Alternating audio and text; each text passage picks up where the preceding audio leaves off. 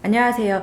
최근 국내 일부 시민단체가 비북 간의 평화협정 체결 요구를 담은 공개 서한을 새롭게 출범한 미국 트럼프 대통령 행정부에 전달했다고 합니다. 야권 대선 주자로 꼽히는 분들 중에도 미북 간 평화협정 체결을 지지하는 분들이 계시는데요. 그렇다면 미북 간 평화협정이 정말로 한반도 평화에 도움이 되는 것인지, 정말 우리 평화를 가져올 것인지에 대해 오늘 이야기를 나눠보도록 하겠습니다.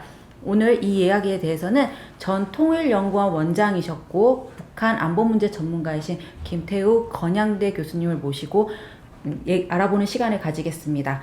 안녕하세요, 교수님. 안녕하세요. 네, 교수님, 평화협정이라는 말을 언뜻 들으면 굉장히 그럴듯해 보이는데요. 사실 이 평화협정의 실체에 대해서는 조금 낯선 게 사실이거든요. 자세한 내용도 모르고. 미국 평화협정 구체적으로 어떤 것이죠? 예, 뭐 평화협정이라고 하는 그 표현 자체가 거부하기 어려운 표현을 담고 있기 때문에 그 깊은 뜻을 모르고 쉽게 찬성하거나 반대하거나 하기가 쉽습니다.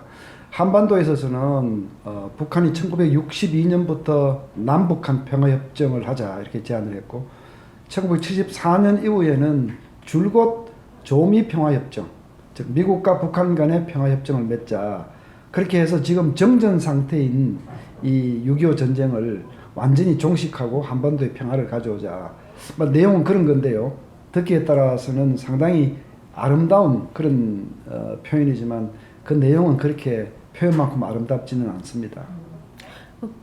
그럼 교수님 말씀을 잠깐 듣다 보니까 평화협정이라는 게 그렇게 따지면 우리 국민 일반적으로 알고 있는 평화협정과 그 북한이 또 그렇게 62년에 제시한 것과 74년에 제시한 게 이렇게 달라지는 걸 보면 북한이 요구하는 평화협정의 그 의미가 좀 다를 것 같은데요. 그 차이에 대해 설명 좀 부탁드립니다. 우선 남과 북이 서로 공생하고 있는 체제인가 그걸 따져봐야 됩니다.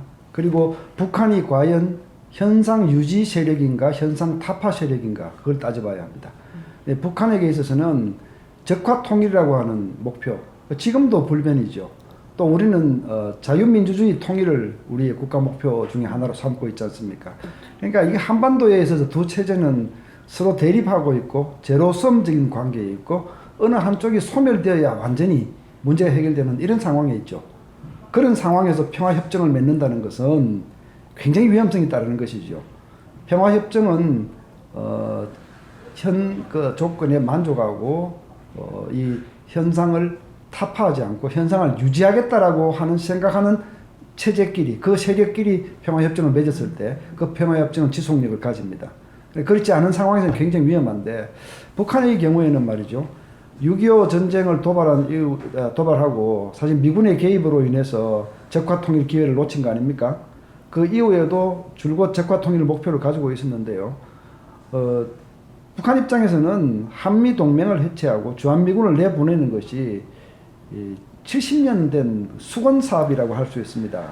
그러니까 북한이 말하는 평화협정 뒤에는 항상 한미동맹 해체와 주한미군 철수라고 하는 카드를 숨기고 있기 때문에 위험한 것이죠.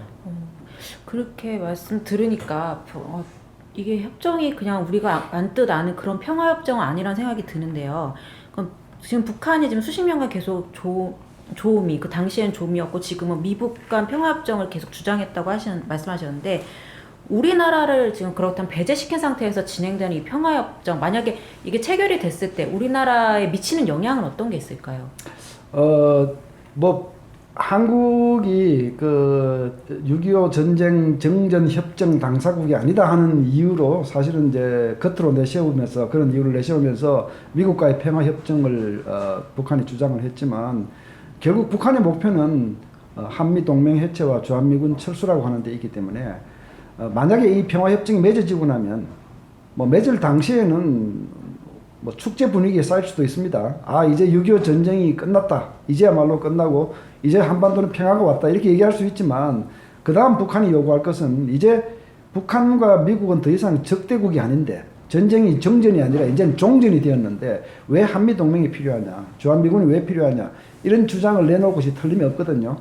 그럼 그 이후에 한번 보십시다. 북한은 여전히 이 수령 독재 체제 하에서 언론이 하나고 여론이 하나지 않습니까? 근데 한국에서는 정부에 찬성하는 사람, 반대하는 사람, 뭐 대통령 그렇죠. 찬성하는 사람, 반대 네. 여러 가지 의견들이 나오고 있는. 그러니까 이 통일된, 단일된, 강제된 여론을 가지는 북한과 자유로운 의견 개진이 남한 사이에서 평화협정 이후에 남한이 얼마나 북한 입장에서는 분열을 조장하고 또 주한미군 철수나 이 한미동맹 해체를 주장해도 한국에서는 그 자체는 불법이 아니고 다 받아들일 수밖에 없는 주장들 아니겠습니까? 네. 그 이후에 한국의 소위 안보 체제가 급격히 약화될 수 있다는 거.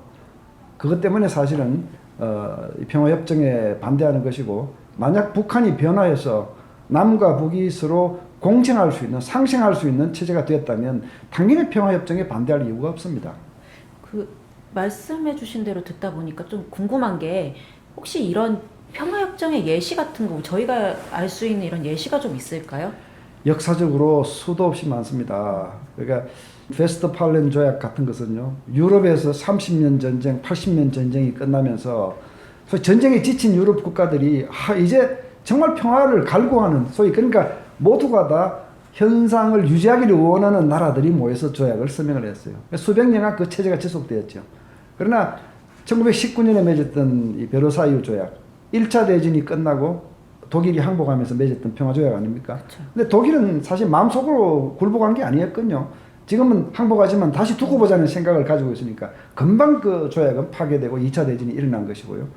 뭐 수도 없이 많습니다. 우리한테 가장 가까운 교훈이 되는 것은 베트남 전쟁인데요. 1972년 파리 평화협정을 통해서 베트남이 사실 종전이 되고 미군이 철수하지 않았습니까? 그렇죠. 3년 후에 어떤 일이 벌어졌습니까? 월맹군이 침입했고, 이 남쪽의 결국에 월남은요, 굉장히 부패했고, 뭐 여러 가지 갈등이 있었고, 또 민주주의 체제 안에서 많은 소위 그 사회적인 다양한 의견들이 존재했는데, 그 틈바구니를 밀고 월맹군이 내려왔을 때 그냥 급격하게 무너졌죠. 그러니까 뭐 이렇습니다. 어느 한쪽은 현상 타파를 원하고 어느 한쪽은 현상 유지를 원할 때 그 평화협정은 그 현상 타파 세력에 의해서 깨질 수밖에 없다. 그게 뭐 1939년에 독소 불가침 조약, 40년에 일소 불가침 조약, 이런 것들도 다 마찬가지로 조약에 서명은 하지만 마음속으로는 침략 의지를 가진 그 나라가 있었기 때문에 다 깨진 거죠. 그 베트남 얘기가 되게 확 와닿는 것 같습니다. 그럼 좀 얘기를 바꿔봐서 그 미국이 지난주에 트럼프 행정부가 이제 들어왔고 출범을 했습니다. 그 트럼프 행정부에서 과연 이 북한과의 평화협정을 좀 긍정적으로 검토할 가능성이 있다고 보시나요? 저는 뭐 거의 없다고 봅니다. 지금 뭐 트럼프 대통령이 후보자 시절부터 지금까지 한 얘기들을 다 종합해 보면 오히려 북한 핵 문제에 대해서는 좀 더 강경해질 가능성이 높다고 봅니다. 이제 뭐 혹자들은 김정은과 햄버거를 먹으면서 회담할 수 있다, 이제 이런 얘기 때문에 빅딜 가능성을 얘기를 하는 사람도 있고요. 또 뭐 트럼프 대통령의 성격상 빅딜을 시도할 수는 있다고 봅니다. 그러나 북한이 원하는 것이 핵 보유국 인정받는 것하고 미국하고 평화협정 맺는 거거든요. 그걸 미국이 받아들일 수가 없고 또 한국이 동의해 줄 수 없는 상황이기 때문에 그런 가능성은 빅딜은 시도될 수는 있어도 성사되기는 어렵다, 그렇게 보실 수 있습니다. 그 말씀을 들으니까 조금 안심이 되는 것 같은데요. 그 교수님 말씀 쭉 듣고 보니까 북한의 핵 위협이 있는 한에는 그 미 북간의 평화협정이라는 건 오히려 우리나라에서는 좀 반대하고 좀 저지해야 될 것 같은데요. 그럼 미북 간의 그 평화협정 체결에 대해서 우리나라는 어떤 대응책을 좀 가지고 있는 게 좋을까요?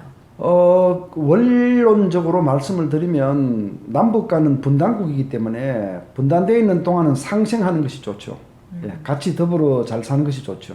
그리고 또 나중에 또 통일할 수 있으면 공산주의 체제가 아닌, 적화 통일이 아닌 자유민주주의 체제로 통일되는 것이 좋죠. 그 두 마리의 토끼를 다 쫓아야 되는데요.